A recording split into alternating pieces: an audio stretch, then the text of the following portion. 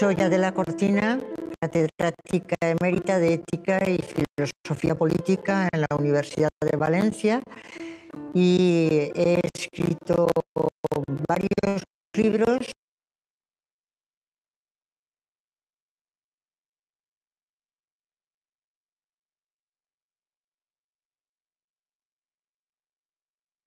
Entre ellos los dos últimos.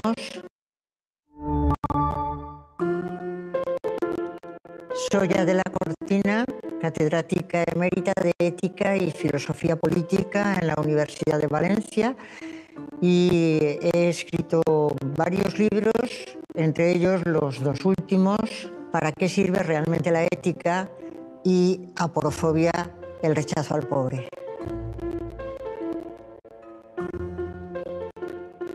Hola Adela, soy Juan Carlos Hervás, profesor de matemáticas y director de un instituto de secundaria y estoy encantado de estar aquí. Voy a dejarlo recargar un poco y voy a cerrar la plataforma que la tengo abierta, a ver si es que es la calidad de la red.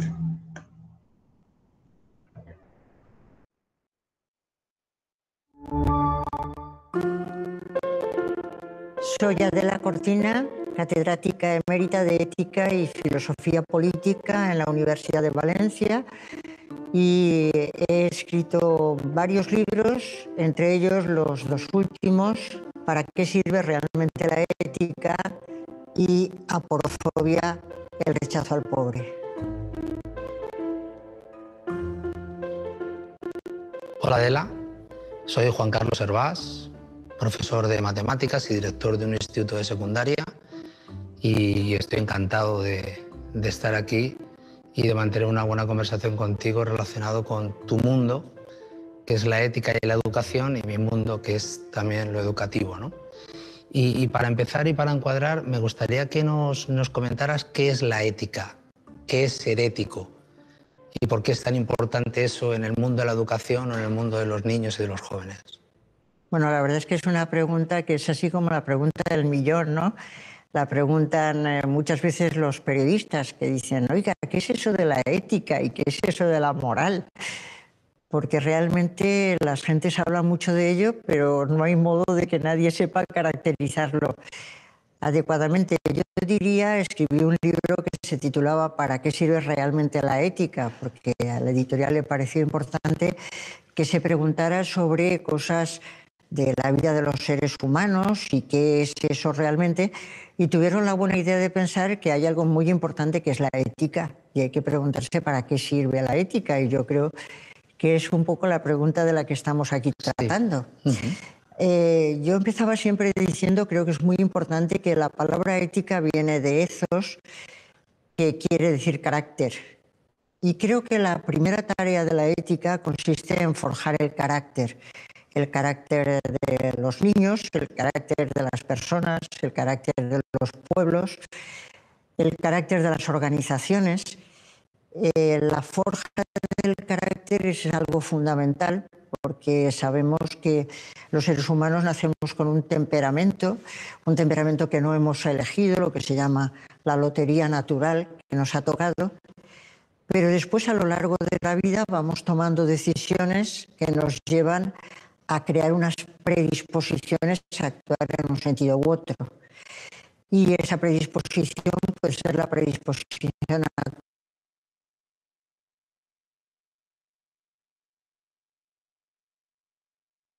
con prudencia, la predisposición a actuar con justicia o la predisposición a actuar con injusticia. Esas predisposiciones van formando lo que se llama el carácter de las personas, que después nos ayudan a ir en ese sentido, con lo cual forjarse unas predisposiciones es fundamental para después tomar decisiones en la vida. Yo creo que la ética trata de la forja del carácter, que es algo, una asignatura, nosotros que sabemos de asignaturas, la más importante asignatura que se puede cursar en la vida, porque es importante forjarse un buen carácter, ya que de alguna manera está en nuestras manos. Y a mí me parece que esas predisposiciones, cuando son predisposiciones que van hacia actuar bien, es lo que se llama una palabra que está muy poco de moda, que es la palabra virtudes, pero que los griegos llamaban una cosa muy bonita que es aretai, excelencias. Son unas predisposiciones que son excelentes cuando una persona se acostumbra a actuar con justicia, con fortaleza, con prudencia. El forjarse un carácter excelente creo que es una tarea muy importante, porque todos los seres humanos queremos ser felices y la verdad es que la felicidad es algo que uno consigue trabajando muy seriamente, porque es una cuestión. Bueno, creo que de pronto es por la extensión del video. Tal vez debí haberlo colocado a cargar antes todo, no sé. O tal vez en este momento tengo muy congestionada la red. Sin embargo, todo lo que estaba mencionando de la cortina, en para qué sirve la ética, pues me parece a mí que es un aporte a toda la discusión que nosotros estamos llevando, a todo el análisis crítico que nosotros estamos haciendo. Y en parte una pregunta que se hacía Diego la otra vez, ¿para qué sirve la ética? ¿Para qué sirve la ética? Entonces, este dura 1 hora. Yo lo voy a subir a la plataforma para que ustedes tengan como mayor disposición. Es una charla muy amena, es una charla muy buena. Está hablando de todo lo que nosotros hemos hablado aquí en la clase. Todo lo que nosotros hemos hablado aquí en la clase, ella ya lo desarrolla y ustedes pueden comparar, por ejemplo, el discurso de ella como académica al discurso del empresario y del consultor empresarial que escuchamos hace 8 días, que es un discurso bien distinto, me parece a mí. Este discurso es más elaborado. El otro discurso es más desde la opinión. Yo creo que a partir de lo que estábamos escuchando, de la cortina, y de todo lo que nosotros hemos venido hablando en la clase, tenemos muchos elementos de análisis de la realidad, porque todas estas cosas, ¿para qué nos sirven? Nos tienen que servir para el análisis de la realidad. Esta mañana estuvimos reunidos todos los tutores de humanidades con el director nacional de humanidades de Uniremington. Fue una reunión muy chévere, muy amena. A mí me pareció muy interesante todo lo que él mencionaba. Dentro de todas esas expresiones que él usaba, él hablaba del bárbaro ilustrado. Y yo creo que eso tiene que ver con la discusión de para qué es la ética y para qué sirve la ética, porque la discusión de la que les menciono que hablaba el director de humanidades esta mañana es que nosotros tenemos que procurar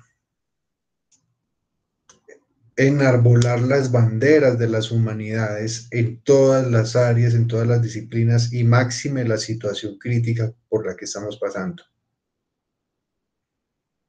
Que el discurso de la ética, de la nueva economía, de la nueva ecología, de tal vez una nueva sociedad a partir de la pandemia es un discurso vigente.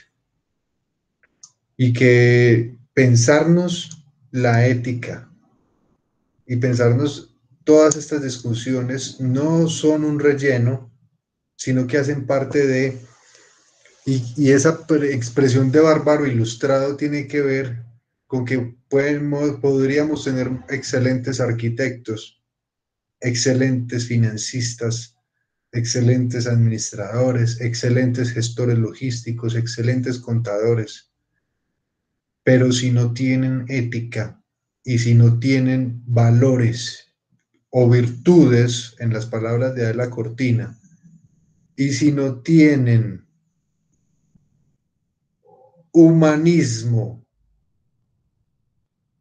ese humanismo y esa discusión humanística que es la que nosotros estamos dando aquí, no se vale nada como profesional. Que lo que verdaderamente a nosotros nos va a dar el peso como profesionales en la sociedad y que nos va a distinguir y a diferenciar en medio de todos los profesionales en el mercado laboral, tal vez sea el carácter humanístico y el carácter ético que nosotros tengamos, que nosotros sepamos con nuestras decisiones, con prudencia, con justicia, actuar deontológicamente, como lo discutíamos hace 8 días, que es saber hacer en qué momento, saber actuar y cómo actuar en qué situación.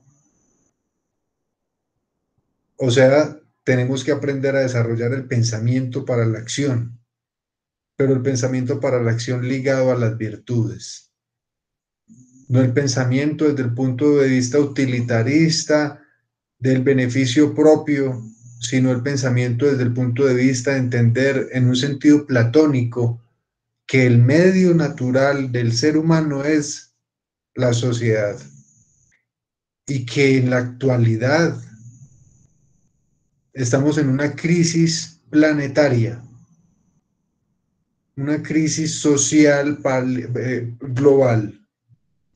Esa crisis social global está manifiesta en el plano económico, en el plano de la salubridad,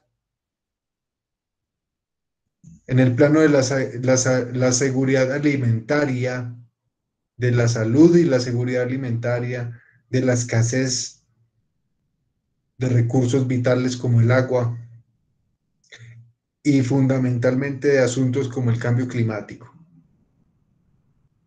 Entonces, cuando hablamos de para qué sirve la ética, estamos diciendo que tal vez ese recurso filosófico, político, de recurrir a esas fuentes del pensamiento, de donde nace la ética, que ya hemos visto que hay una ética clásica y que hay una ética contemporánea y hay unas éticas modernas, que recurrir a eso como elemento no solamente discursivo, sino para que nosotros pensemos nuestra realidad, recurrir a esos discursos, a esos pensamientos, a esas ideas acerca de la ética, tal vez sea una de las formas de salir de la crisis o de afrontar diferente la crisis y de afrontar de manera diferente los conflictos que nosotros tenemos ya en un orden global y en un orden planetario.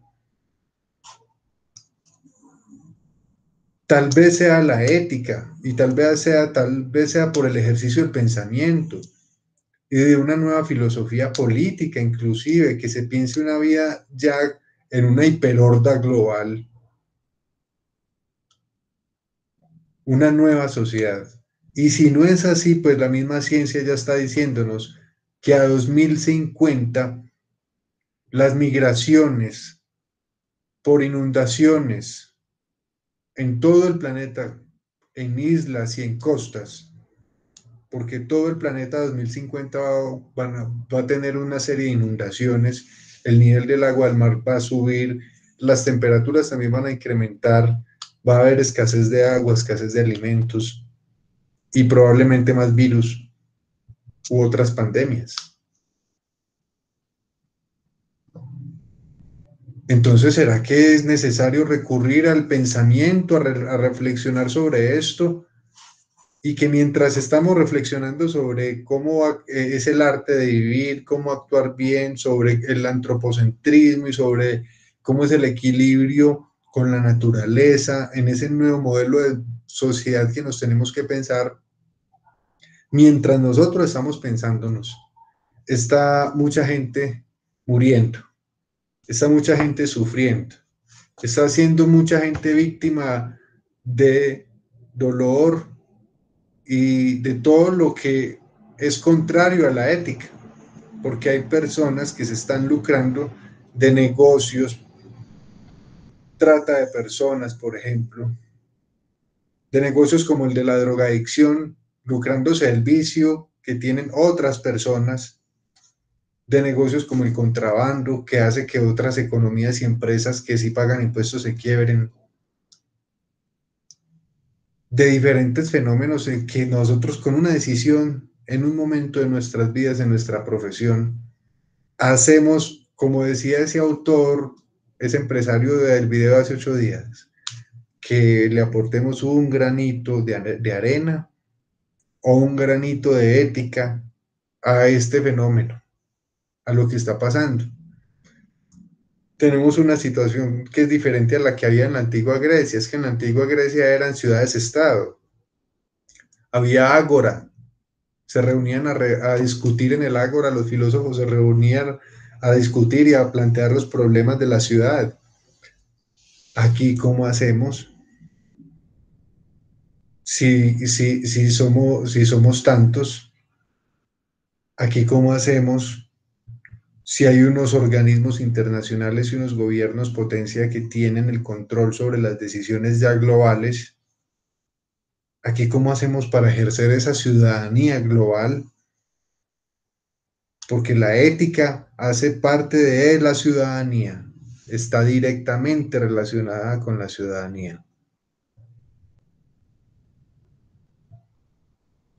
Entonces, yo les voy a recomendar que se vean el documental Día de la Cortina, de para qué sirve la ética, porque es una discusión contemporánea, o sea, es justamente en esta crisis global donde estamos recurriendo a la ética como una herramienta conceptual para entender la crisis y para poder analizarla y mirar a ver si podemos resolverla.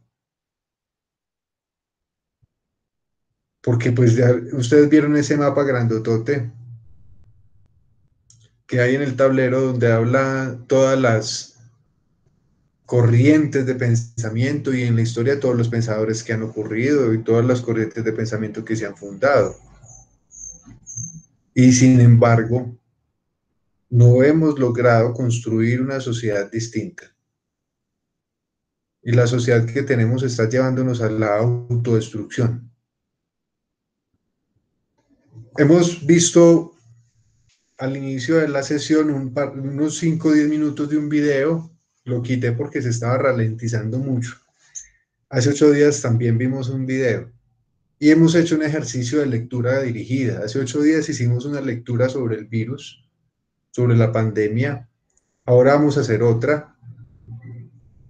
Y esto tiene que ver con algo que hablábamos hoy en la reunión, esa reunión de la que yo les hablo esta mañana, porque en esa reunión yo no estoy de acuerdo con muchas cosas, o muchas cosas me gustaron. Eso de los bárbaros ilustrados me gustó mucho, porque pues imagínate nosotros que nos ganamos teniendo la tarjeta profesional de contador y llevando la comidita a la casa y todo, pero si en la realidad estamos haciendo negocios encubriendo personas, encubriendo a los patronos o haciendo cosas que son indebidas. Si no, ¿qué nos ganamos nosotros estudiando negocios internacionales para volvernos unos grandes contrabandistas? Pues no tiene sentido. Nosotros nos estamos preparando integralmente como seres humanos. Y eso nos tiene que diferenciar. Y por eso ustedes ven tantas clases y en esa hay algo que yo les quiero compartir, y es que de la reunión de esta mañana se hablaba de unos cambios que van a ocurrir. De pronto a ustedes les guste, de pronto no. Y esos cambios de pronto a ustedes ya no les toca tanto, de pronto les toca a los otros estudiantes que ingresan. Y dentro de esos cambios es que, por ejemplo, materias como geopolítica, ecología humana y ambiental, seminario de problemas del hombre y la sociedad contemporánea, Colombia, crisis política, todas estas clases, mentalidad emprendedora, todas esas clases que son de humanidades, porque ustedes tienen un alto componente de formación humanística, esas clases desaparecerían.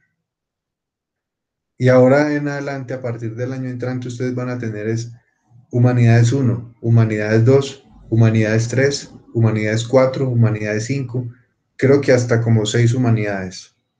cada humanidades, cada una enfocada a diferentes temas.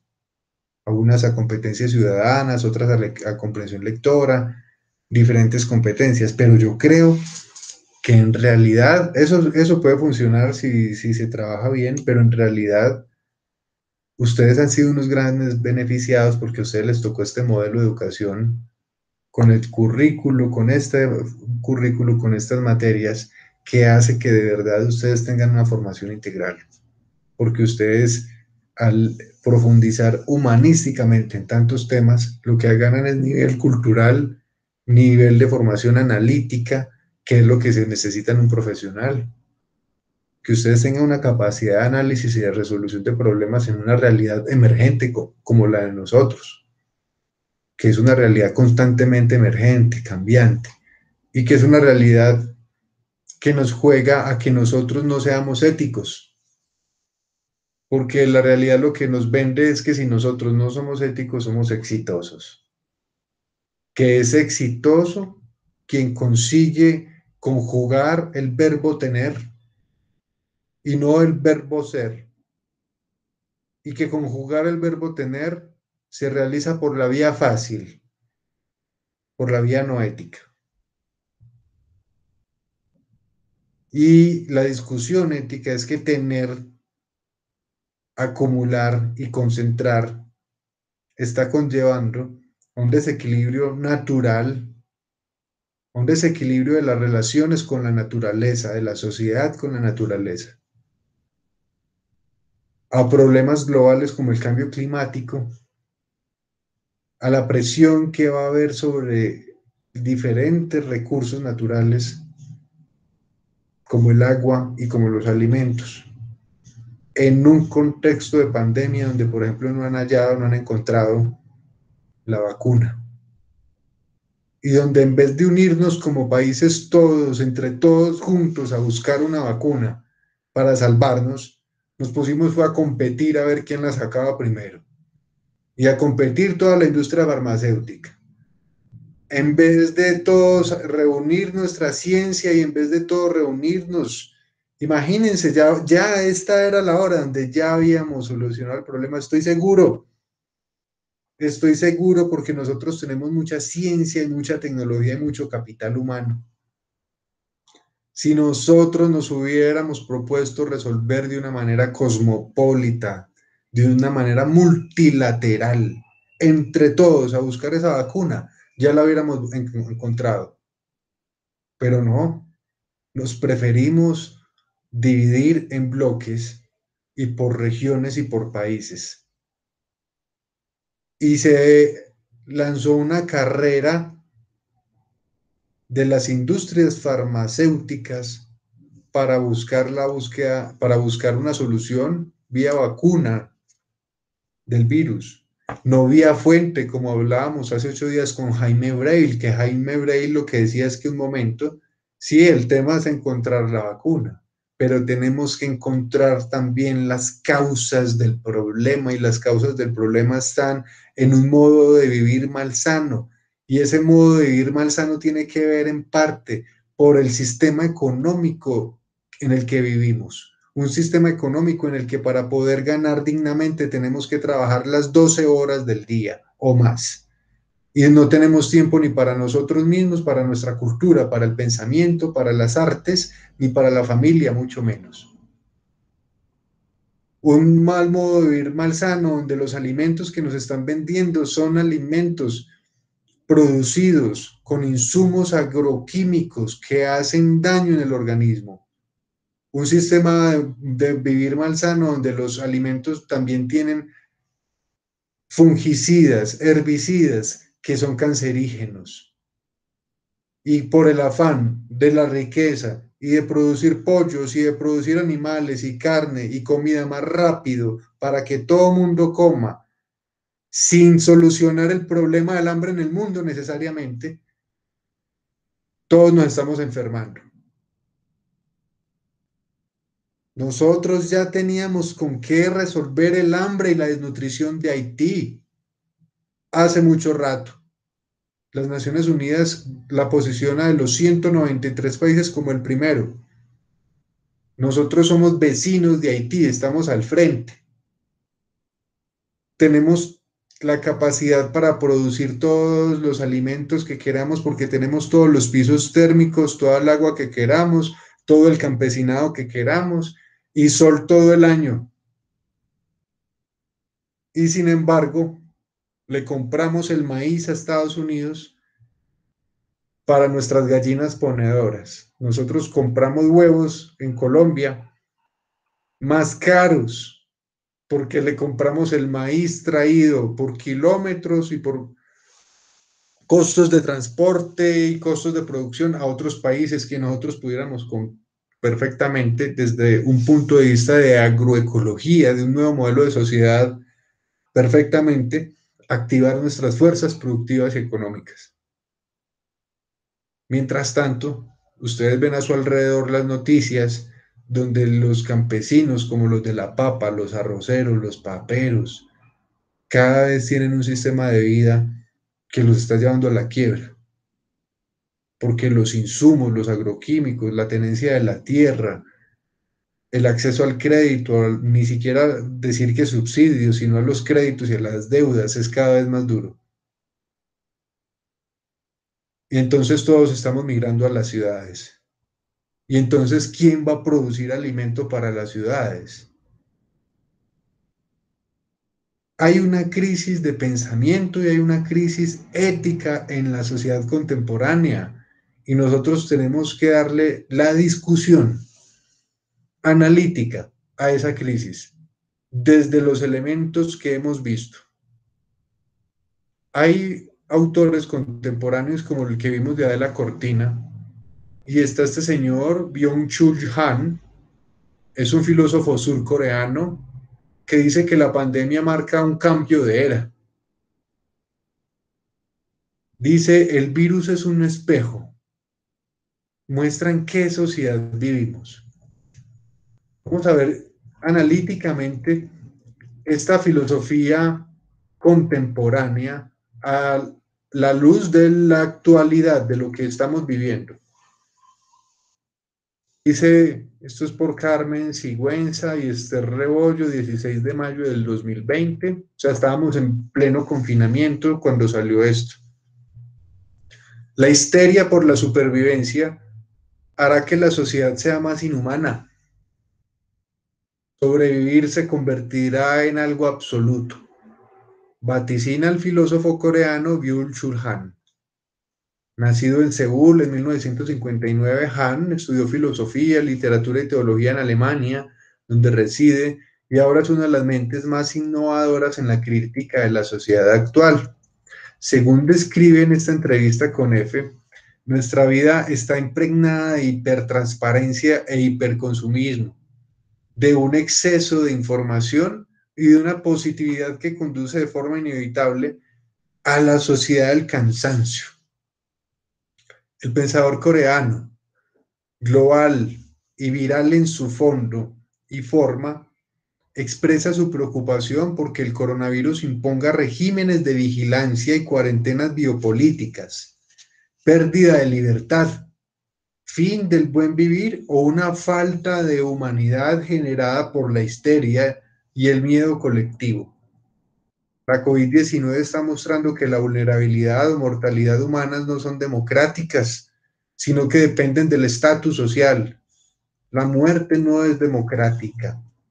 La muerte no es democrática, advierte el pensador. La COVID-19 ha dejado latentes las diferencias sociales, así como que el principio de la globalización es maximizar las ganancias y que el capital es el enemigo del ser humano. A su juicio, eso ha costado muchas vidas en Europa y en Estados Unidos en plena pandemia.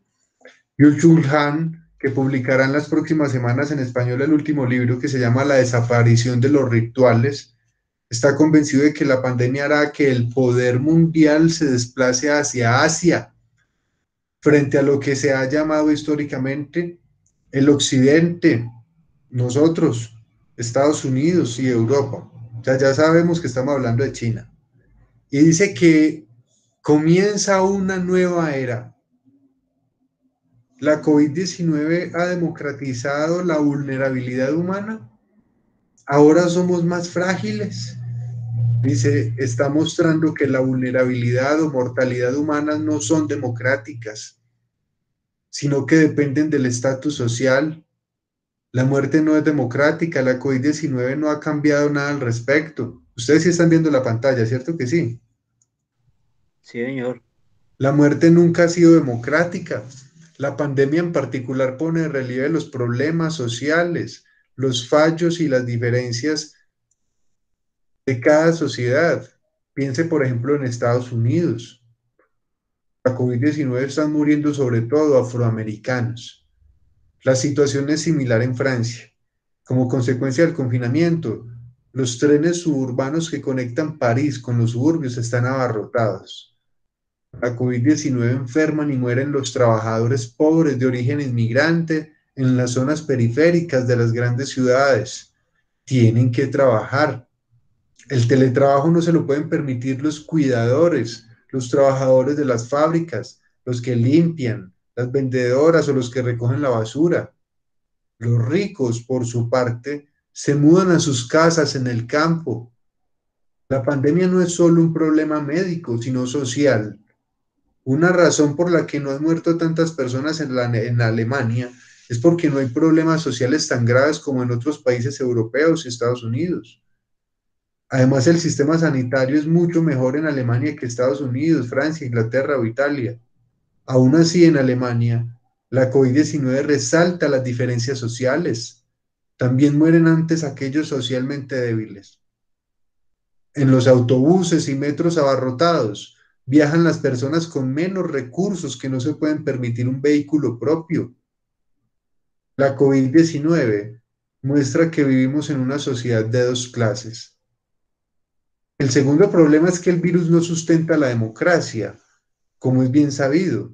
Del miedo se alimentan los autócratas. Como es bien sabido, del miedo se alimentan los autócratas. Kratos, la palabra Kratos, dice que democracia, también bien tiene la palabra Kratos, democracia, autócrata. Entonces uno lo que hace es sacar la raíz etimológica. Casi siempre en el español las raíces son del latín y del griego. Kratos viene de gobierno, por eso democracia, el gobierno del pueblo. Aquí cuando decimos autócratas, ese es el autogobierno. Las personas autócratas, estamos refiriéndonos, por ejemplo, a personalidades como los presidentes. Dice, el segundo problema es que el virus no sustenta la democracia.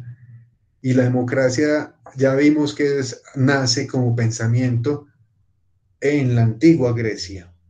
Como es bien sabido, del miedo se alimentan los autócratas. Vamos a caer más fácilmente en manos de autoritarismos y populismos, somos más manipulables. El segundo problema es que la COVID-19 no sustenta la democracia. Como es bien sabido, del miedo se alimentan los autócratas. En la crisis, las personas vuelven a buscar líderes. El húngaro Víctor Orbán se beneficia enormemente de ello, declara el estado de emergencia y lo convierte en una situación normal. Ese es el final de la democracia. Libertad versus seguridad. ¿Cuál va a ser el precio que vamos a pagar por el control de la... Venga, no, yo no quiero pasar aquí de largo en esta parte del autoritarismo, porque pues a mí sí me parece que en Colombia hay un caso especial. En Colombia hay un caso excepcional que ustedes tienen que mirar y checar y analizar.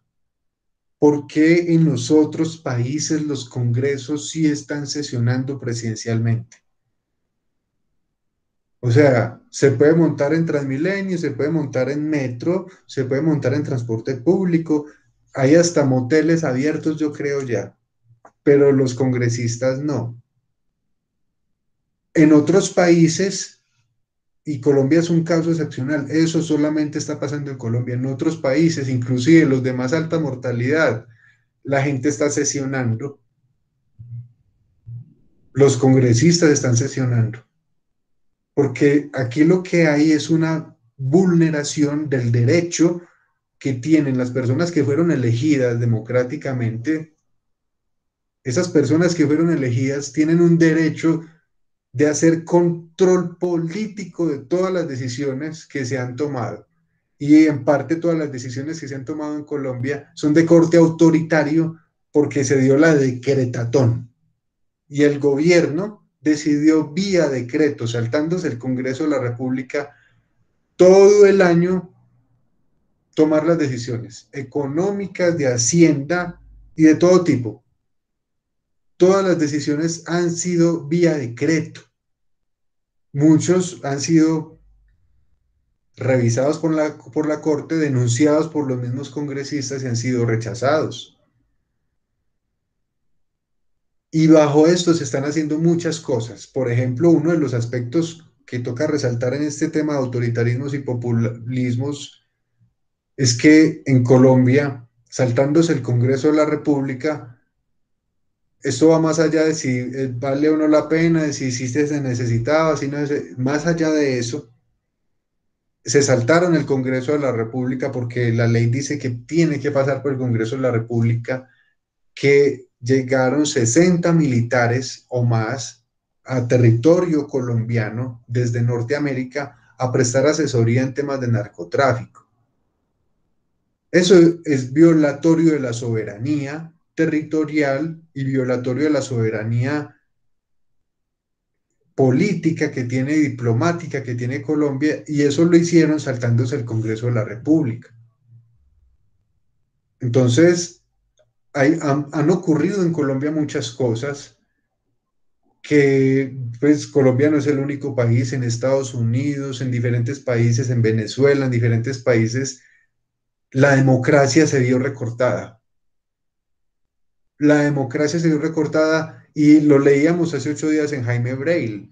Eso afectó directamente la participación democrática en la solución de la crisis, porque la crisis pues tenía que en parte también incluir a las personas, no desde arriba hacia abajo. Entonces, esto de los autoritarismos ya va, es un tema de análisis en Colombia. En Colombia, ustedes conocen sobre el asesinato de líderes sociales, son más de 200, el asesinato de los guerrilleros que se desmovilizaron y entregaron las armas y se acogieron al Estado, se acogieron a la ley colombiana y se acogieron a un tratado de paz, los han venido matando a más de 200.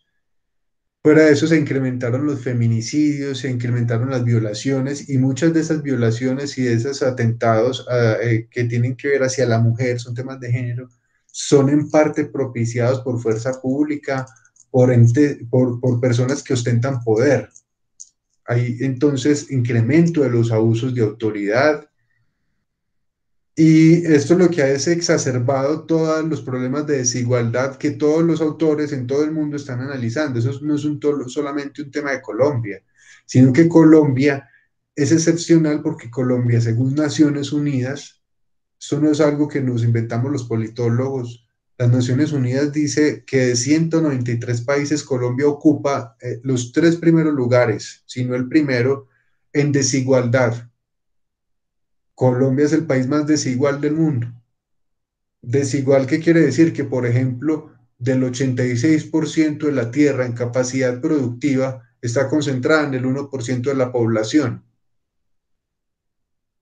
Entonces, la tierra como factor económico de producción de una sociedad, no es que todos tengamos finca, sino que la tierra es un factor económico de producción del desarrollo económico de un país.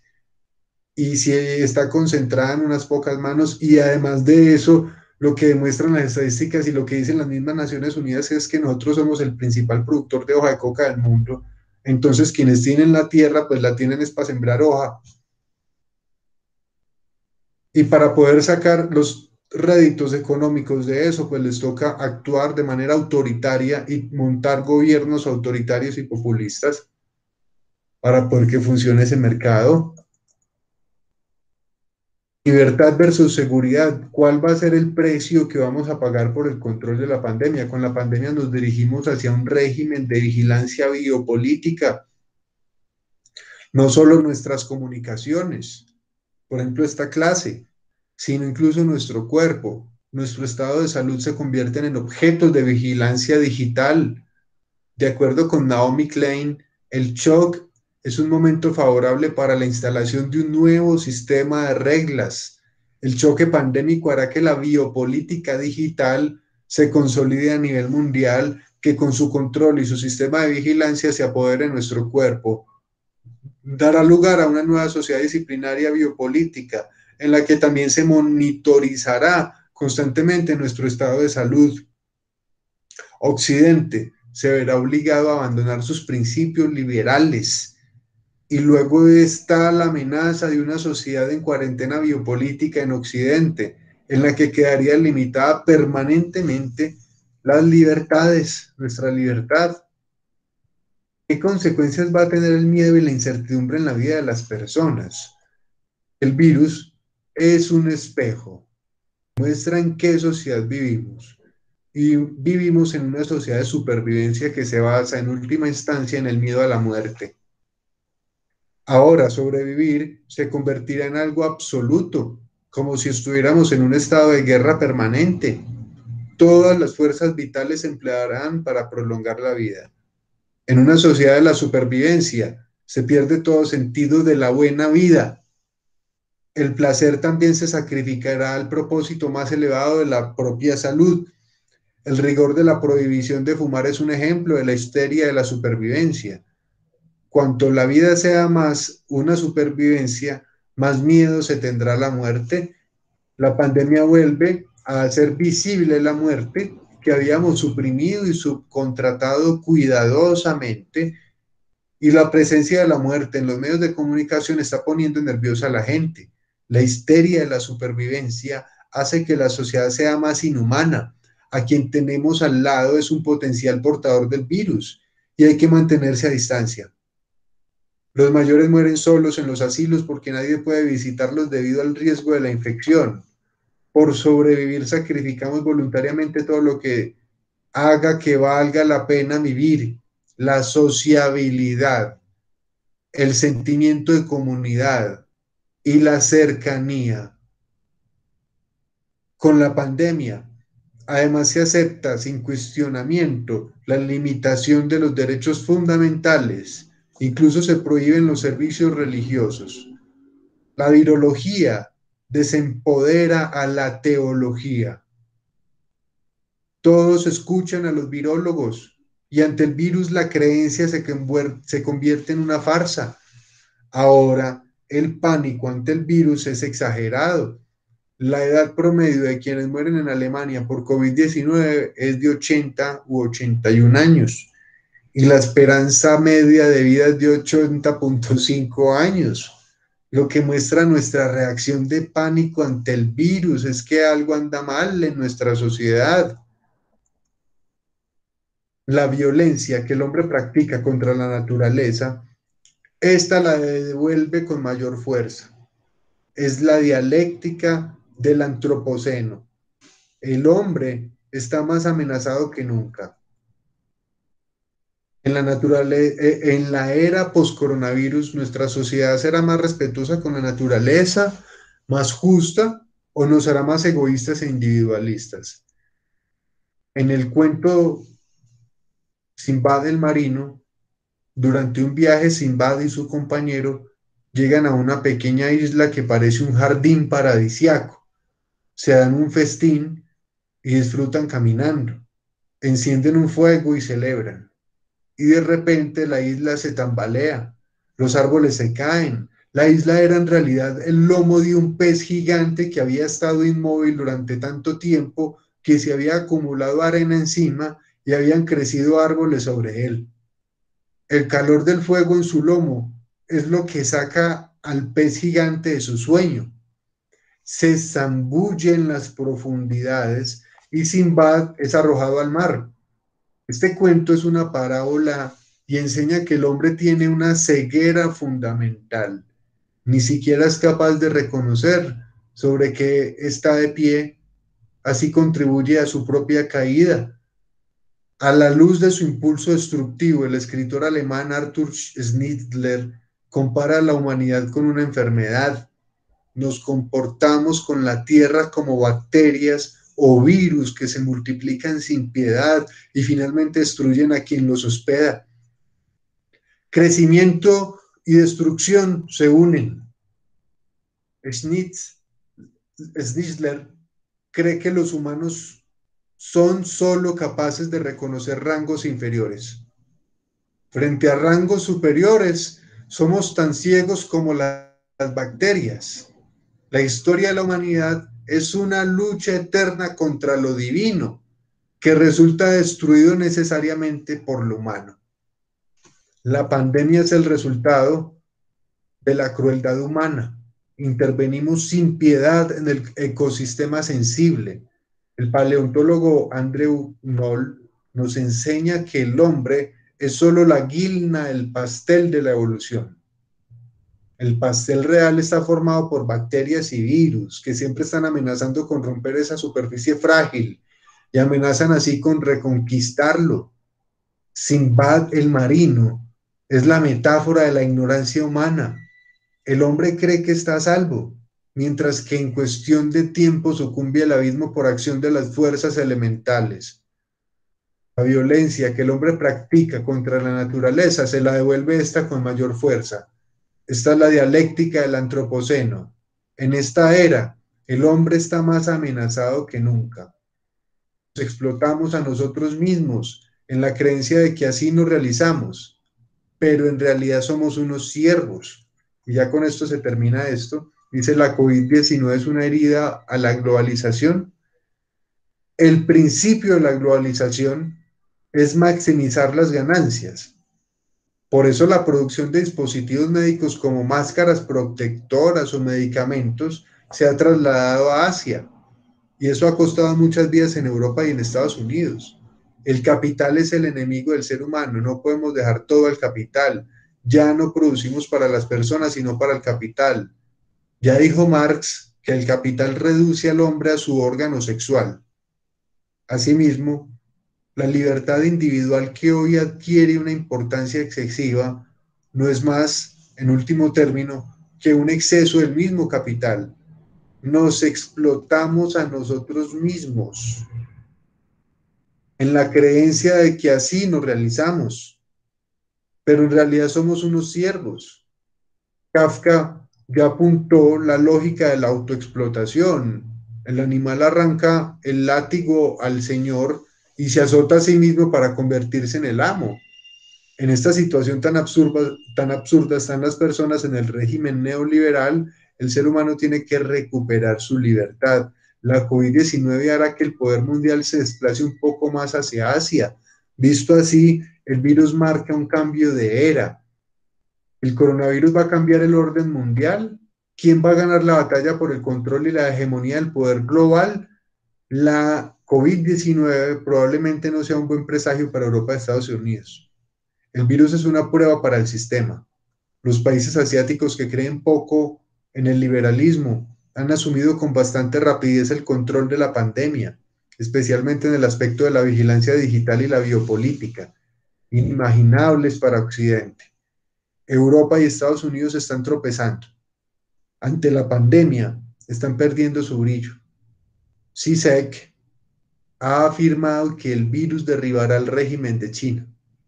CISEC está equivocado. Eso no va a pasar. El virus no detiene el avance de China. China venderá su estado de vigilancia autocrática como modelo de éxito contra la epidemia. Exhibirá por todo el mundo aún con más orgullo la superioridad de su sistema. Y la COVID-19 hará que el poder mundial se desplace un poco más hacia Asia. Visto así, el virus marca un cambio de era.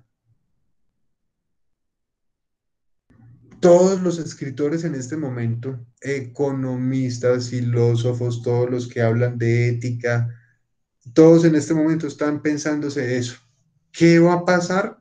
Y estaban esperando la elección de los Estados Unidos. la elección en los Estados Unidos era como, bueno, a partir de la elección de los Estados Unidos podemos con más libertad pensar un nuevo escenario. Ya sabemos que ese escenario puede ser pensado desde Joe Biden, pero sabemos que ese señor no necesariamente vaya a representar ningún cambio de modelo económico, político, social, y menos en una crisis como la que estamos. Tal vez las cosas sigan igual y tal vez a Colombia lo que nos interesa es saber si en ese nuevo gobierno habrá glifosato, cuál va a ser el nuevo tratamiento en el tema de la lucha mundial antidrogas,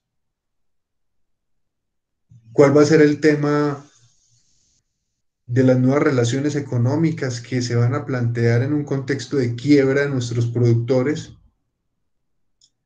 y en un contexto de crisis del modelo extractivista de producción que tenemos, de la dependencia del petróleo y la dependencia del petróleo que le vendemos a Estados Unidos.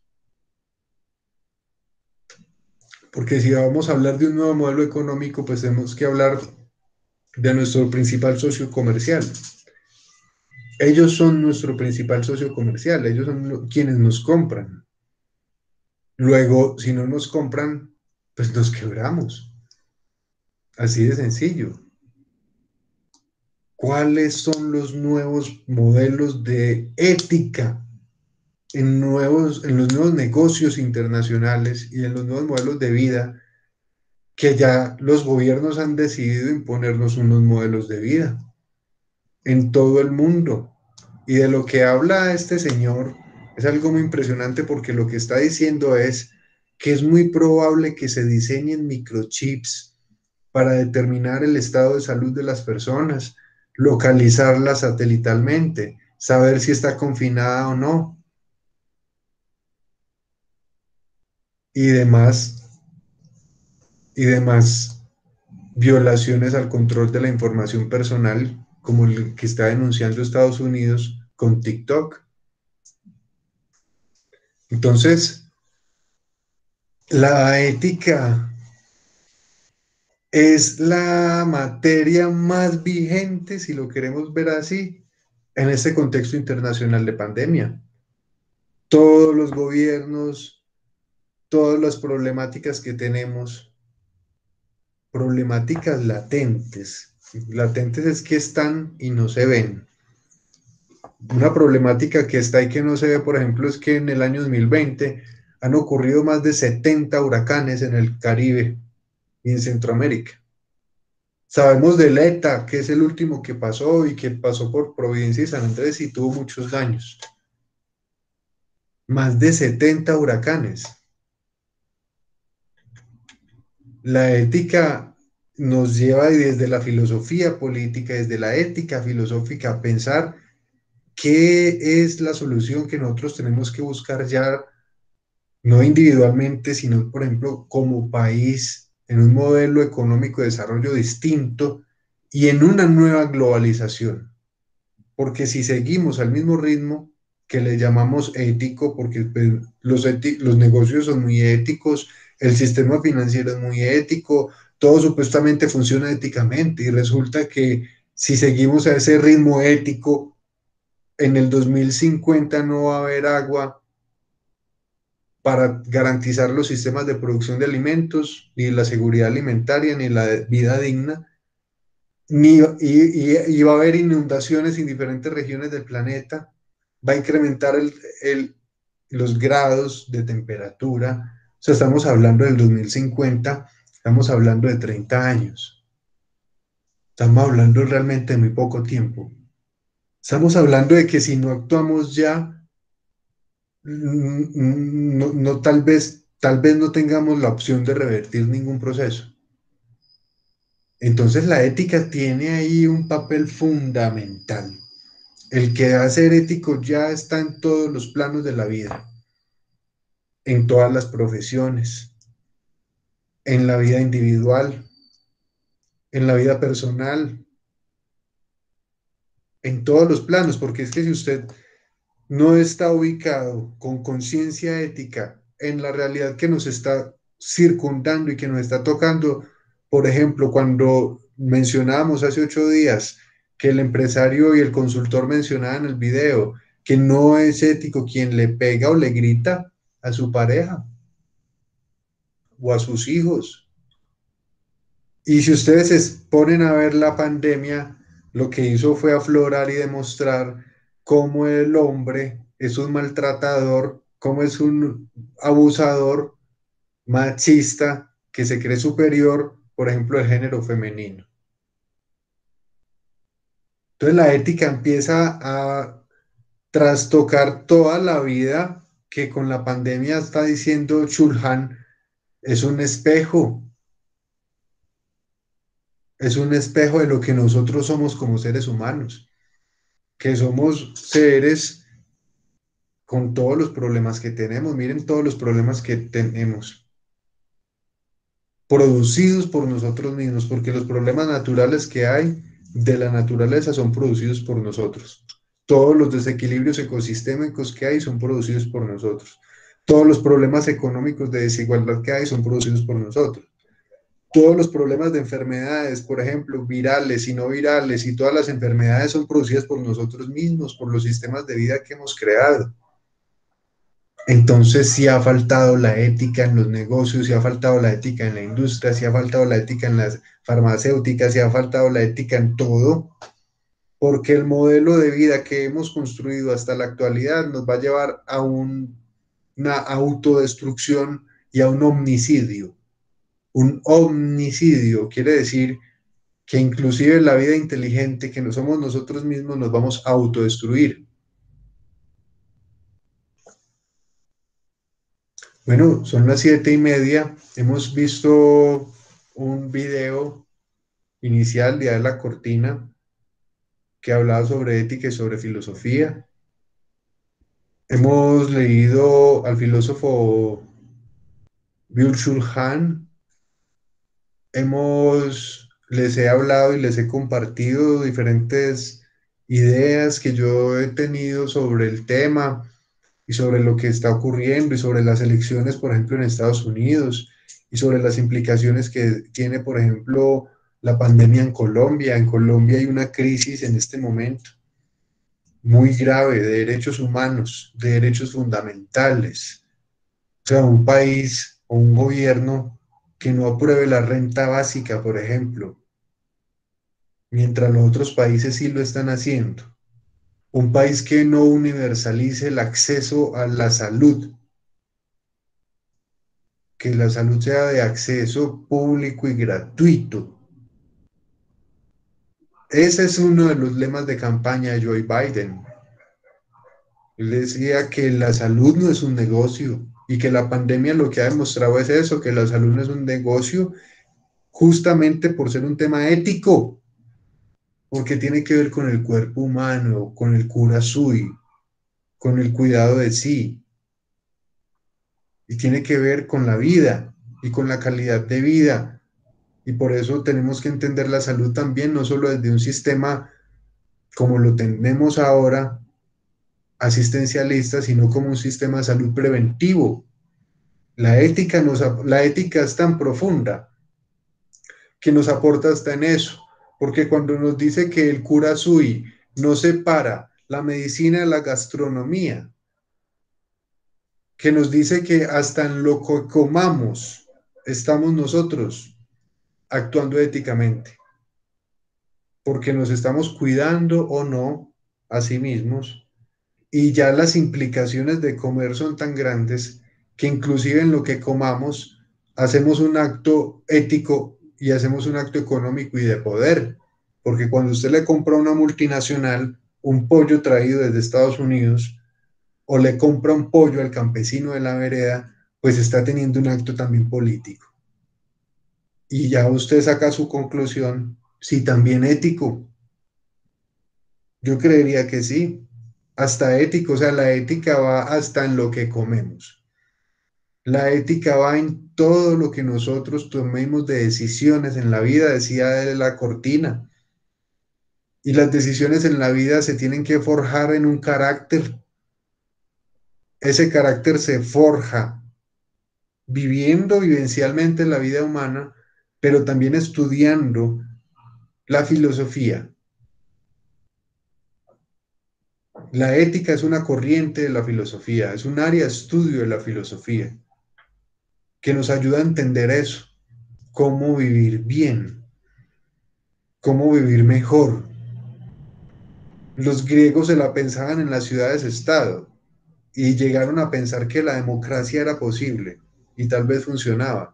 Nosotros hoy llegamos a implementar sistemas democráticos supuestamente y celebramos unas elecciones con alegría porque supuestamente hay democracia. Eso fue un invento griego. Ellos fueron los que se inventaron eso y es más, Platón decía que era el modelo más perverso porque era dejarle a toda la mayoría que decidiera, inclusive perversamente. El mismo Platón analizó eso, que tal vez en conglomerados humanos tan grandes no era posible esa forma de gobierno. Y sin embargo, todo ese pensamiento clásico,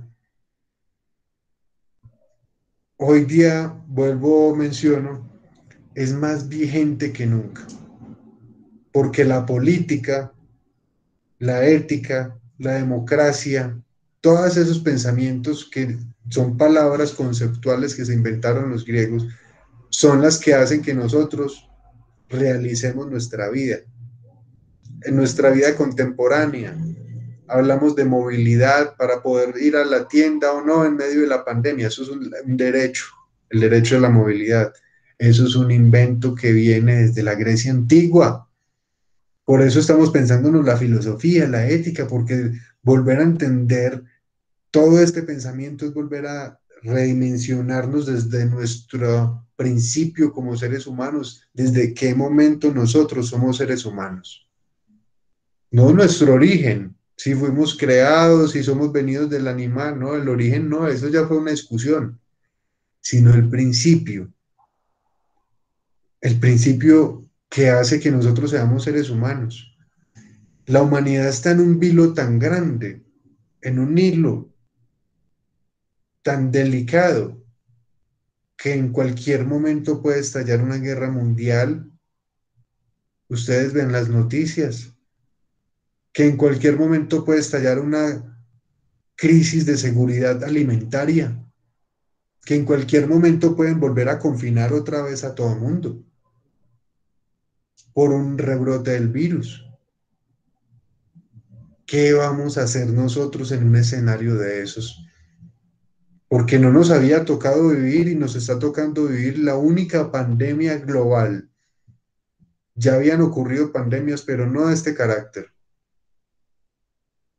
Y cuando dicen que los filósofos, los economistas y los analistas, que son los chinos, los que entran a dominar el nuevo orden global, tienen toda la razón.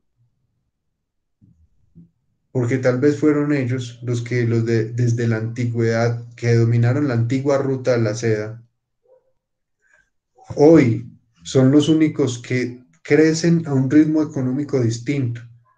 Como sociedad tienen unos valores sociales y unas virtudes éticas distintas a la ética occidental.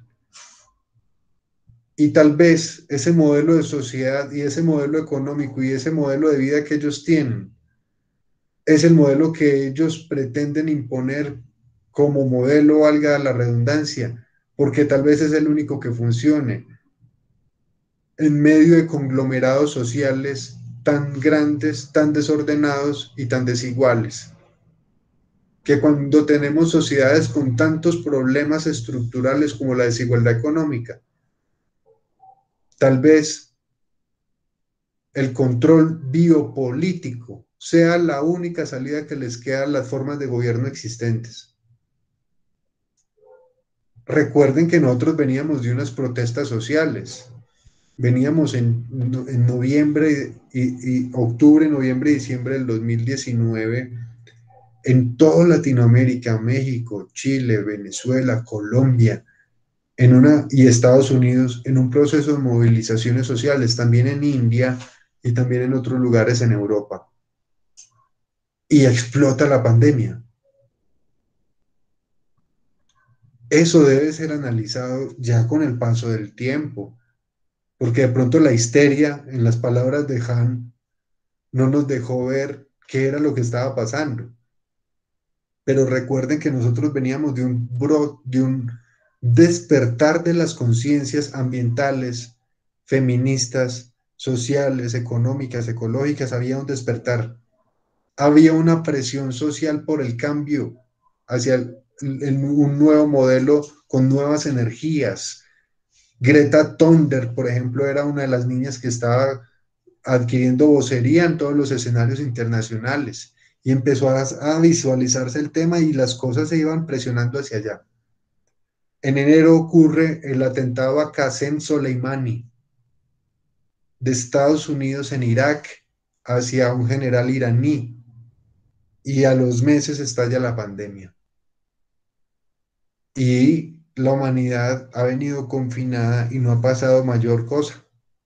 Han pasado inundaciones, han pasado desastres, terremotos, pero nos tienen confinados y controlados a la gran mayoría de países. En Colombia, el confinamiento es excepcional porque se combina con violencia. Eso no ocurre en otros países. En otros países hay confinamiento, pero no ocurre lo que está ocurriendo en Colombia. En Estados Unidos, por ejemplo, hay mucho, igual que en Colombia, brote de reviolencia. Hay unos brotes de violencia, por ejemplo, institucional, de la fuerza pública hacia, por ejemplo, personas más vulnerables y personas que han sido discriminadas históricamente, como las personas de origen afro. Y ustedes han visto que hasta los han asesinado. Eso venía ya pasando históricamente, pero la pandemia empezó a visibilizar ese espejo, empezó a mostrar. Si nosotros ya vemos el espejo, ya vimos lo que somos, estamos conscientes de los problemas que toca cambiar, ¿qué es lo que pasa que no lo hacemos? ¿Qué es lo que pasa que no actuamos? ¿Por qué las cosas siguen como un río, corriendo el agua, corriendo el tiempo, pero en realidad no ocurren cambios? Y van a ver que las elecciones en Estados Unidos pues no van a tener tampoco ningún cambio. Mientras tanto, todos los países van a seguir luchando por su arrogancia de tener el dominio económico de la vacuna y sus amiguetes para hacer negocios. Y cada país se va a organizar en función de eso. Y a cada sociedad, quién sabe cómo le van a llegar las vacunas, porque todas las sociedades estamos divididas en clases sociales desiguales. Entonces, las vacunas, ¿será que van a llegar a los ricos, a los empresarios, a los terratenientes, a las personas que tienen puestos públicos, contratos, haciendas, que son amigos de los alcaldes, que son amigos del secretario de salud? ¿O será que las vacunas a quiénes van a llegar? ¿A las juntas de acción comunal y a las barriadas? ¿Cómo va a ser eso? Va a tocar empezar a pagar por influencias para que, hey, teneme en cuenta ahí para cuando llegue la vacuna. Ah, sí, vale tanto el bono, yo lo incluyo en el libro. ¿Qué va a empezar a pasar? Y la crisis ética humana se aprofundiza porque la pandemia despertó solidaridades y despertó conciencia, pero también despertó un hambre de los lagartos, un hambre de poder, un hambre de negocio, un hambre de más plata, un hambre de querer tener más, y de los capitalistas, o sea, de los que tienen a personas trabajando para ellos, de explotarles más, de ponerles más cargas, de ponerles más tiempo de trabajo, de no darles auxilio de transporte, de quitarles todos los derechos y todas las prebendas que se han conseguido socialmente e históricamente. la ética es vigente en este modelo de sociedad que tenemos, porque necesitamos que la ética entre y se combine con la política, para entender que sí necesitamos actuar distinto. ¿Y la política por qué? Porque la política es el poder. Y los ciudadanos, cuando tenemos ética y cuando los ciudadanos actuamos éticamente, actuamos con poder. Eso sí es una cosa verídica. No hay nada más poderoso que la autoridad moral, por ejemplo, que tiene uno como padre de familia, de decirle no a su hijo porque tiene la autoridad moral para hacerlo. O el docente que tiene la autoridad de decir que no es un acosador de sus estudiantes porque tiene la autoridad moral para decirlo. O el empresario y contratista que es respetuoso de su secretaria y tiene la autoridad moral para decir que no acosa a su secretaria o a sus empleados. Entonces la ética está en todos los planos de la vida. Y usted se puede morir actuando como actúa, llevándose los derechos y pasando por encima de las personas. Usted puede seguir así.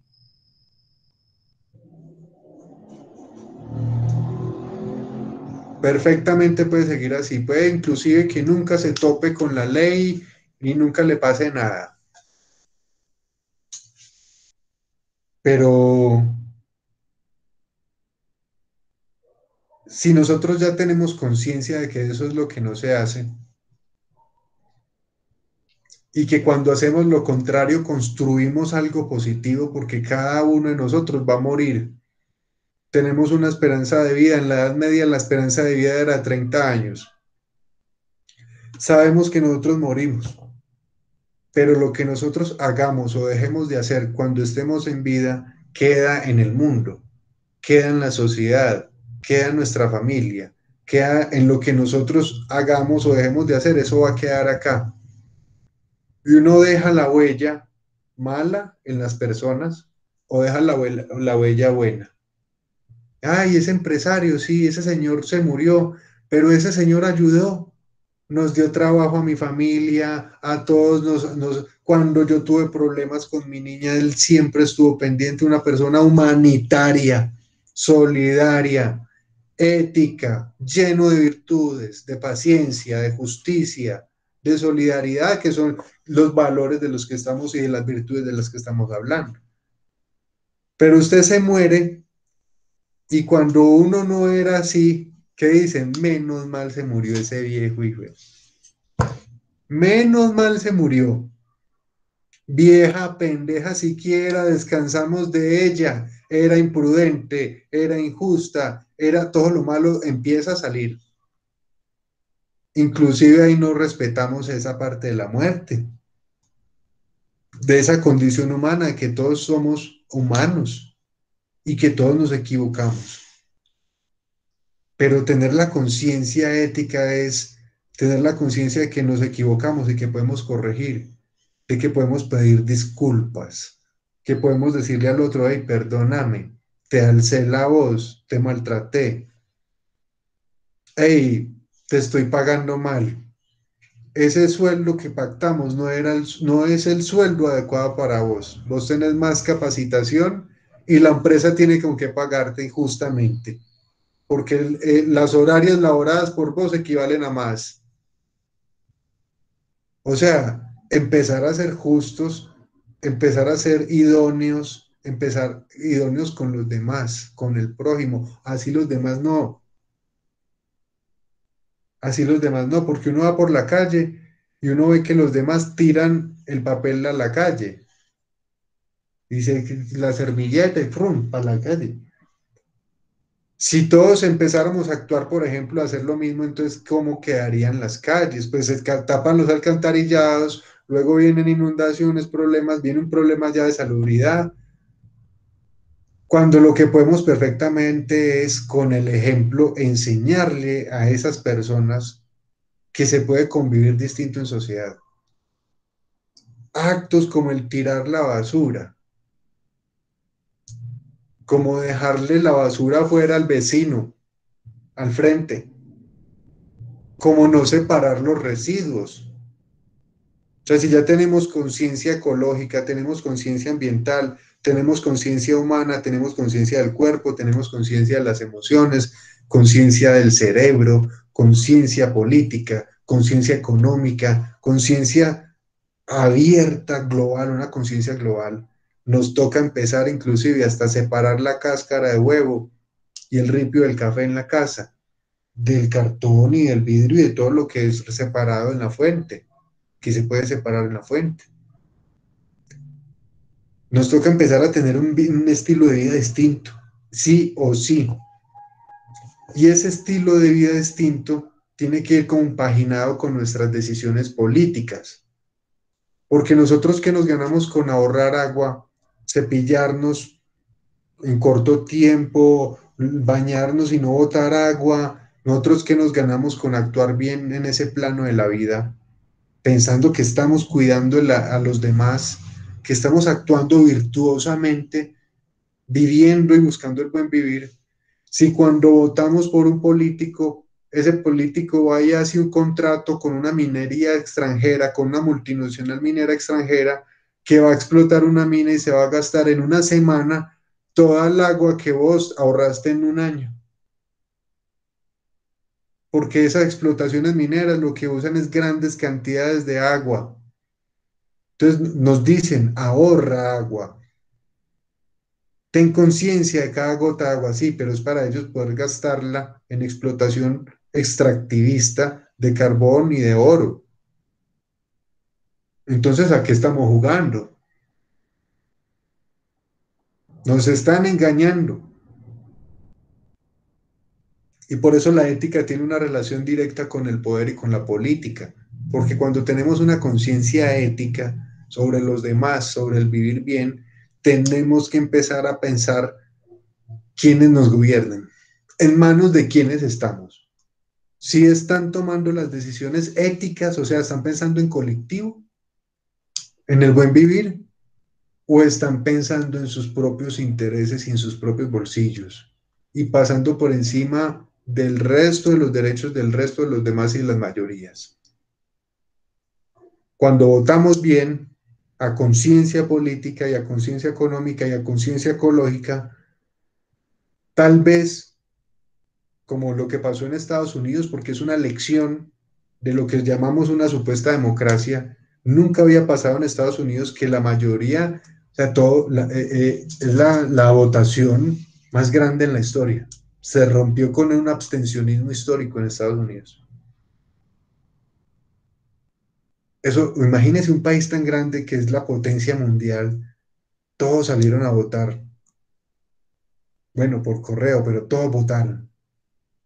Yo pienso que esa es una lección que nosotros tenemos que tener, que la ética, que cuando decimos y nos pensamos nosotros como sociedad, los demás, nos pensamos una ciudad ideal, un barrio ideal, una vereda ideal, un país ideal, nos tenemos que pensar en quién estamos votando.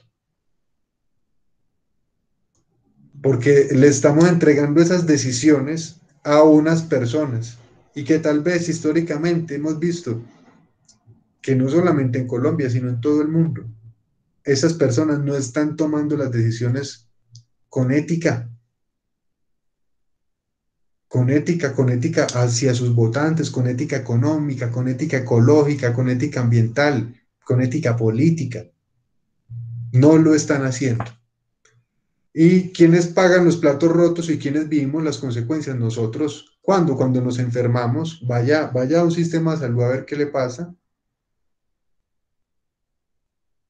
Cuando nos enfermamos principalmente, ahí es donde vemos que de verdad somos vulnerables. Cuando sentimos que nos vamos a morir o cuando nos dicen que estamos enfermos, que los medicamentos y el tratamiento es costoso y que hasta ahí llegó nuestra vida. Por ejemplo, como enfermedades como el cáncer, que no paraliza la economía como paraliza el virus, pero que tal vez es más letal que el mismo virus y que es producto de los malos alimentos, por ejemplo, y de los malos estilos de vida que nosotros tenemos. A partir del interés codicioso de unas empresas que decidieron producir, por ejemplo, alimentos para hacerse más ricos con unos insumos que hacen daño al cuerpo humano. Y secretamente, sin decírnoslo a nosotros. Pues porque si fuera así, nosotros no compramos esos productos. Y nos dicen que esos productos en las etiquetas, por ejemplo, tienen altos azúcares que producen obesidad y diabetes, tienen altas grasas polisaturadas que dan enfermedades cardiovasculares, pues uno no compra eso.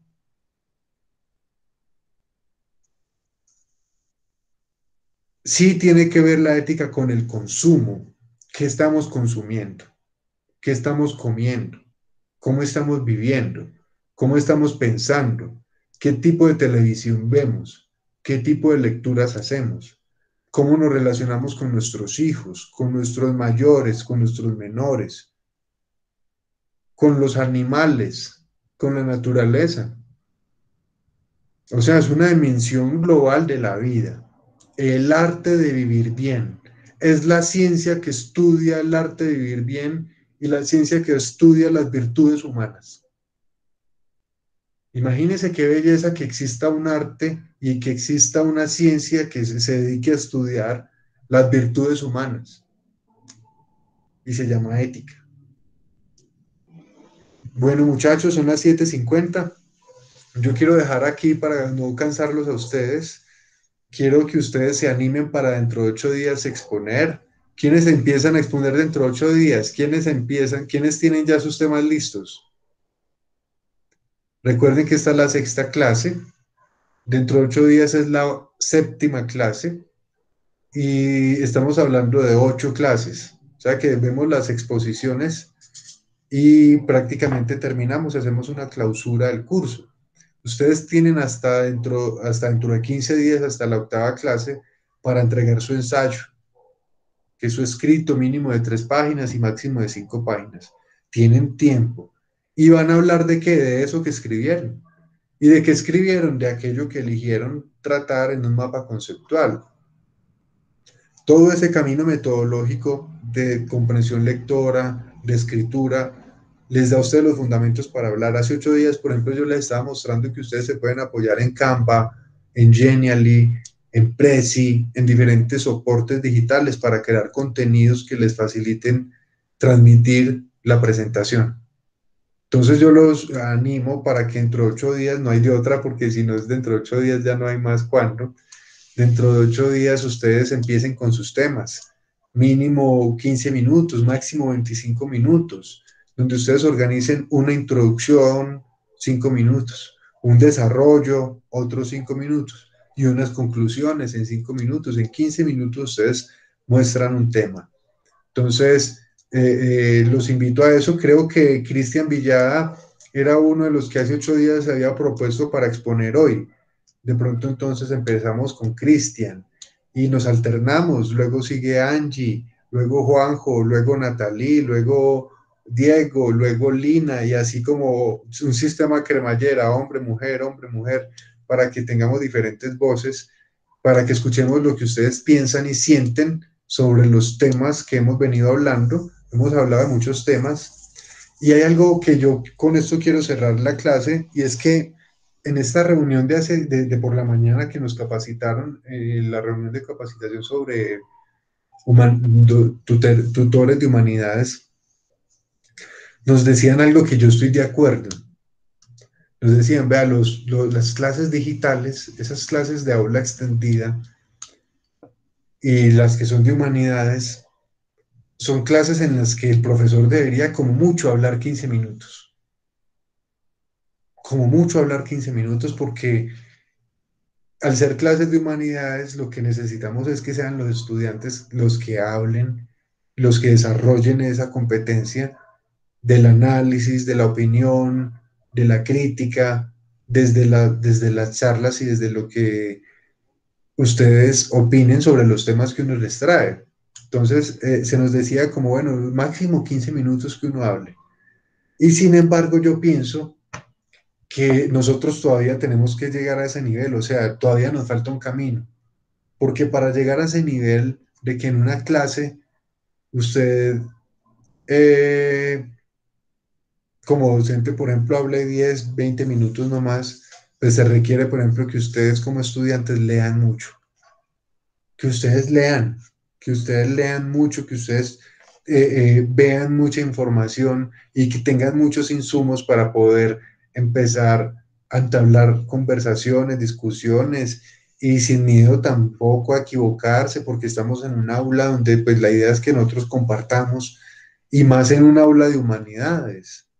Entonces la idea es esa, la idea es hablar. Yo pienso que va a ocurrir unos cambios muy importantes. Las clases de ética, de geopolítica, de historia, esas clases desaparecen. Y ahora sigue humanidades uno, humanidades 2, humanidades 3, humanidades 4. Tal vez yo pienso que eso desdibuja un poco el desarrollo integral con el que ustedes van a salir. Porque ustedes al ver todas estas materias, todos estos módulos, todos estos contenidos viniendo de diferentes tutores, ganan mucha formación, mucho nivel cultural, mucho desarrollo. Vamos a ver si somos capaces, con ese sistema nuevo que viene para el semestre entrante, de ver humanidades uno, humanidades 2, ya de ver otras humanidades, si somos capaces los docentes y los tutores de que ustedes desarrollen un pensamiento crítico que se tiene que ver reflejado en las pruebas saber, porque eso era lo que se nos mencionaba. Ustedes tienen que tener excelencia en las pruebas saber, en comprensión lectora, en razonamiento lógico, porque lo que nos da a nosotros resultados y a ustedes como estudiantes en el mercado laboral cuando salgan como profesionales es que también reconozcan a la universidad por tener unos buenos puntajes. Y clases como esta, que nos llevan a hablar, a pensar y a hacer análisis de texto y a hablar de historia y a hablar de autores, son clases fundamentales para ese tipo de pruebas. Entonces, ustedes piensen en ese norte, que todo lo que ustedes hagan en las clases sea en función de que ustedes se están preparando para un examen de estado, no solamente en la obtención del título, que es algo estratégico, sino que ustedes también y a la universidad y a los tutores y a todos nos van a evaluar. ¿Dónde nos evalúan? Con unas preguntas que les van a hacer individualmente a ustedes, el Estado.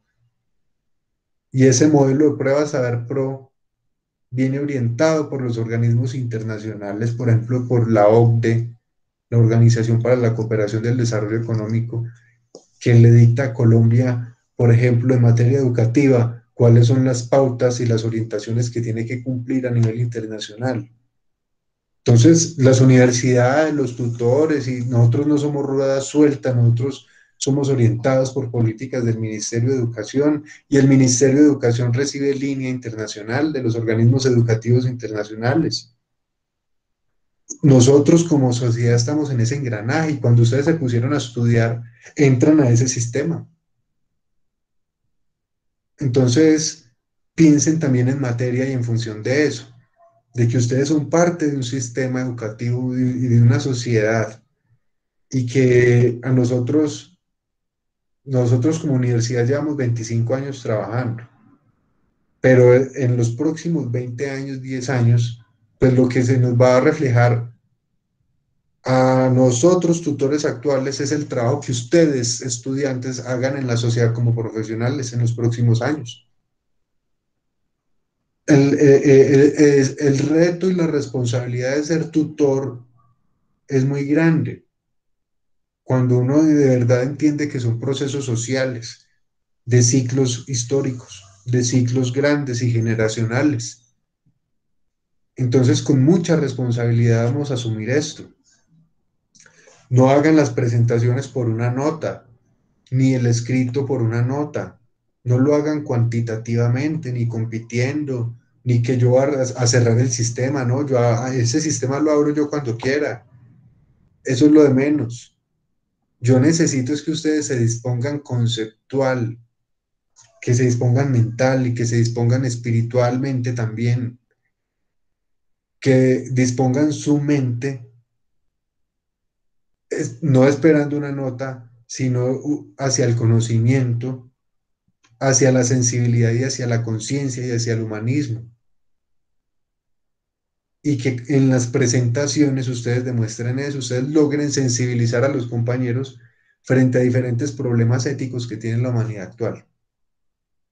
Que ustedes en las presentaciones logren transmitir una información adecuada como profesionales, pero también logren tocar esa parte ética.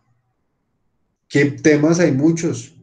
Temas hay muchos. Hace 8 días nada más hablábamos de que está la eutanasia, el aborto, la legalización, muchos temas de actualidad. Vimos que Nueva Zelanda es el primer país, siendo año 2020, que aprobó la eutanasia. En Colombia se ha aprobado con unas exigencias médicas y la primera persona que vivió eso fue el papá de Matador, que fue un señor pereirano al que se le aplicó la eutanasia. Nosotros como Pereira tuvimos, es la primera persona en Colombia a la que se le aplicó esto. Eso es un tema de ética contemporánea y que tenemos que empezar a verlos ya a la luz de la pandemia. O sea, ya no los podemos pensar estos temas sin la pandemia. Todos estos temas que ustedes van a exponer, pónganle la luz de la pandemia, pónganle el análisis desde la pandemia, porque la pandemia cambió todo. Cambió los índices de crecimiento económico, cambió las variables, cambió el orden internacional, cambió el posicionamiento de unos bienes sobre otros, por ejemplo, de la tecnología y del Internet sobre otros bienes. Posicionó, por ejemplo, a unas clases sociales sobre otras. Hizo vulnerables los sistemas de salud en todo el mundo estaba desprotegido, nada más Francia, Alemania, Reino Unido, ni siquiera Estados Unidos tenía sistemas de salud adecuados para atender ese problema que se vino con la pandemia.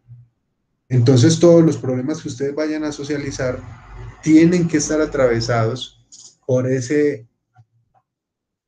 eje de análisis, la pandemia global.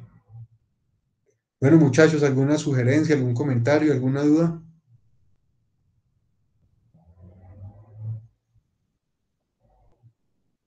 Entonces nos vemos, son las 8 de la noche. Dentro de 8 días nos vemos con las presentaciones de ustedes. Los invito entonces a que se hagan bien coquetas, unas presentaciones bien bonitas en Prezi, en PowerPoint, en Canva, en Genial, hay muchas opciones.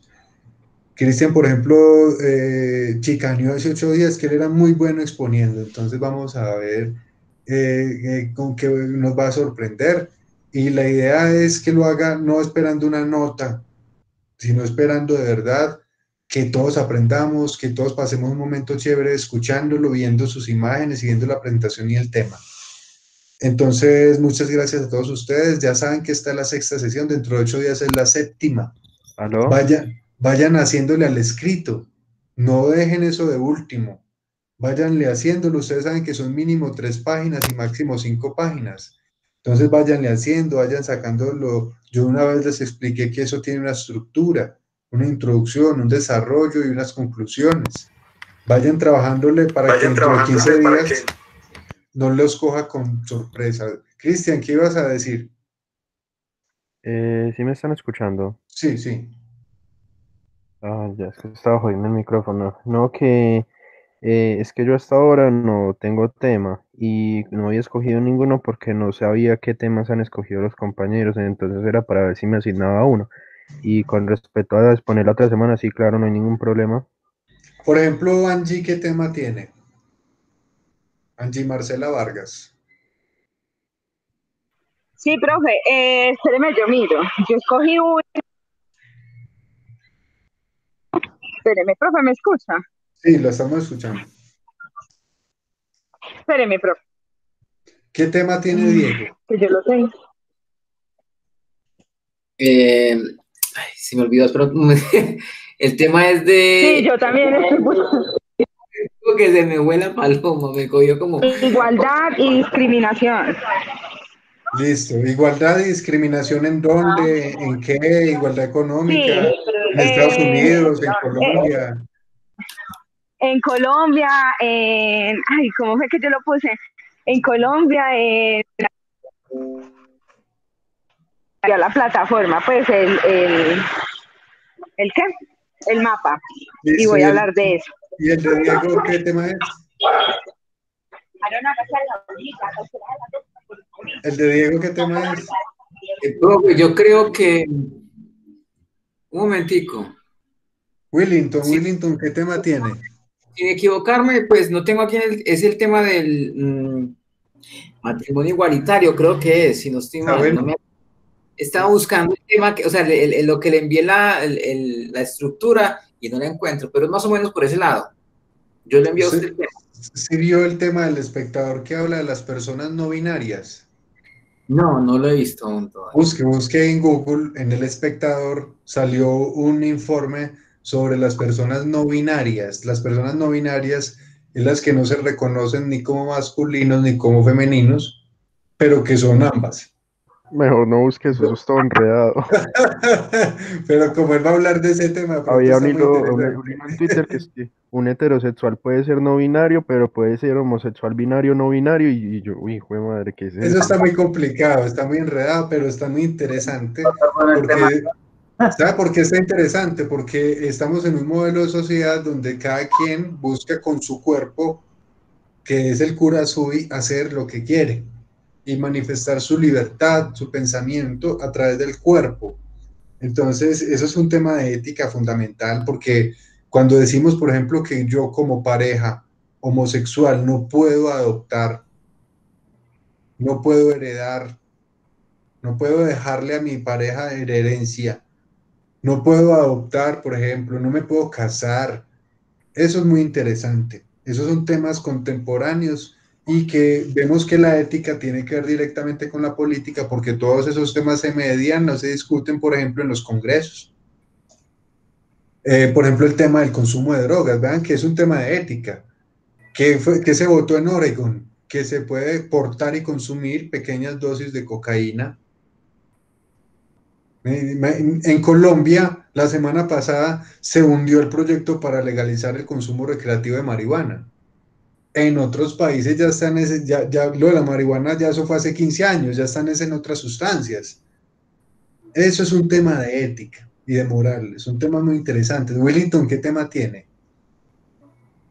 Profe, yo tengo la ética profesional y el contador público en tiempo de pandemia. Imagínense, ay. Ese está muy bueno. Y sobre todo ahora que tocó en Colombia hacer cierre y declarar. Imagínense cuántas cosas no se vieron. Muy Ah, interesante. profe, lo encontré. Que ¿Qué es que, tiene? querido machista ignorante, las lesbianas pueden ser no binarias, los hombres gay pansexuales pueden ser lesbianas, los hombres homosexuales no binarios pueden ser lesbianas heterosexuales y sentirse atraídas por hombres lesbianos cisgénero, CJPG, sencillo de entender. Muy complicado. Cristian, ¿qué tema estás pensando? Andika, ¿qué tema tiene? Natalie, ¿qué tema tiene?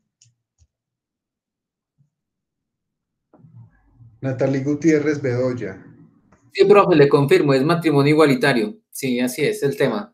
Está bueno, está bueno. Natalie Gutiérrez Bedoya, ¿qué tiene? Profe, yo te había mandado el mapa conceptual, pero pues quiero cambiar como el tema, procesos de convergencia estándares internacionales en Colombia. Convergencia de estándares internacionales en Colombia. Sí, profe, pero no veo como que me vaya a entender muy bien para la materia con ese tema.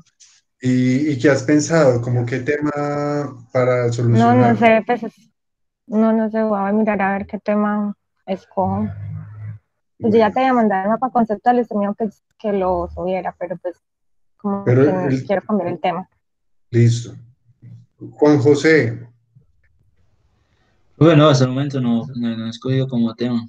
bueno, yo No, pienso que falta Natalie, falta Juan José y faltan Cristian por temas. Angie va a trabajar el tema de la discriminación y la desigualdad en Colombia. Diego va a trabajar matrimonio igualitario y Willington va a trabajar el tema de la ética profesional en el contador público en un contexto de pandemia. Miren todos los temas que hemos hablado. En clase hemos hablado muchos Yo temas. creo que entonces voy a escoger la eutanasia, la que acaban de mencionar. Se coja ese tema es muy bueno. ese tema fue discutido en Colombia, ya está legislado y normado en Colombia, pero muchos médicos, por el supuesto código de ética médica, no lo hacen y dejan a una persona sufrir. Entonces se pasa por una necesidad de junta médica y de una cantidad de protocolos para uno poder acceder al derecho de morir dignamente. En Nueva Zelanda Sí, acaban de... me parece que en México los están adelantando un proceso para hacer la eutanasia legal y un poco de médicos tiraron sus batadas al frente de como el Congreso, pues no sé si allá sea Congreso, en Sí, sí, protesta porque pues eso para ellos no es moralmente aceptable. exactamente. Y en Nueva Zelanda, que se acabó de elegir presidenta, también tuvieron una papeleta donde eligieron y decidieron no aprobar el consumo legal de marihuana, desaprobado, pero aprobaron la eutanasia. Ese tema de Cristian es un tema chévere, es un tema vigente, es un tema que tiene que ver con la clase. Busque muy buena información, fundamentese para que haga un buen ensayo también. Y entonces queda faltando Juanjo y queda Natalie faltando por temas. Piensen qué temas hay muchos.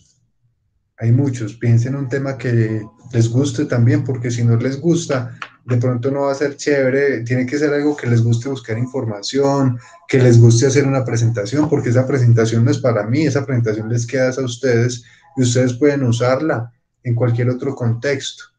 Entonces, háganlo no por una nota, sino por de verdad compartirle a los compañeros un tema interesante, con información novedosa y con un análisis crítico sobre la ética y para qué sirve la ética en ese tema que les tocó.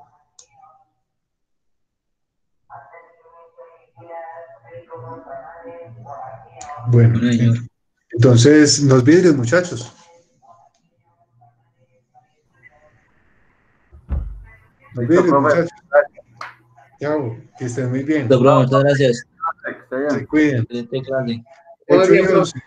8 y 11, no Hasta tuvimos luego. break. No tuvimos break, Chao, pero profe, salimos. muchas gracias. Muchas gracias. Nos quedó faltando Lina. Nadie preguntó por Lina. Así de ustedes no son buenos compañeros. Profe, Lina tuvo un accidente con la hija, entonces no puedo asistir. Sí, yo sé. Lo decía era porque los otros compañeros no preguntaron por ella. Muchas gracias. Entonces nos vemos dentro de 8 días con sus temas. Que pasen feliz fin de semana. Chao, profe. Listo, profe, gracias. Chao. Chao, profe, Chao. gracias. Muchas gracias a ustedes.